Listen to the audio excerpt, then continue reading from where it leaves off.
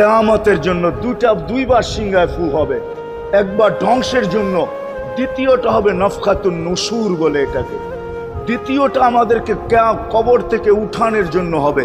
কিন্তু সব মারা যাবে, আল্লাহ চারজনকে পয়দা করবেন কুদরত দিয়া, জিবরিল, মিকাইল, ইসরাফিল, মালাকুল মউত, চারজনকে পয়দা করবেন।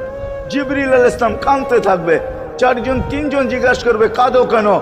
এখনই ইসরাফিলকে সিংহায় ফু দেওয়ার হুকুম হবে নফকাতুন নুশুরের জন্য, আমাকে হুকুম হবে বন্ধুকে নিয়ে আসো মাকামে মাহমুদে, আমি মৃত্যুর পরেই ভুলে গেছি ওনার কবর কোথায়।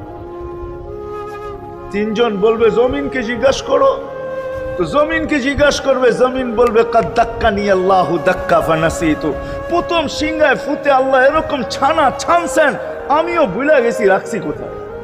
অনেক সময় হয় জিনিস যাবে খুঁজতেছে সারা ঘরে, ঠিক না? হয় না? হয় না? হ্যাঁ, জিনিস জ্যাবের ভিতরে, পকেটের ভিতরে, কিন্তু খুঁজতেছে সারা ঘরে খুঁজতেছে।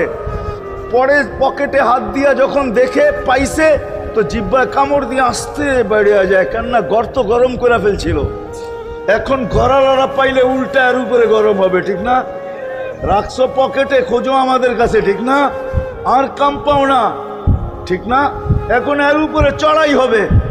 তো জমিন বলে আমিও ভুলে গেছি, ওই দিন আল্লাহ রসুলের কবর থেকে নূর বাহির হবে, নূর নূর নূর নূর, হাত্তা ইয়াসাদ আরশার রহমান, আল্লাহর আরশ পর্যন্ত।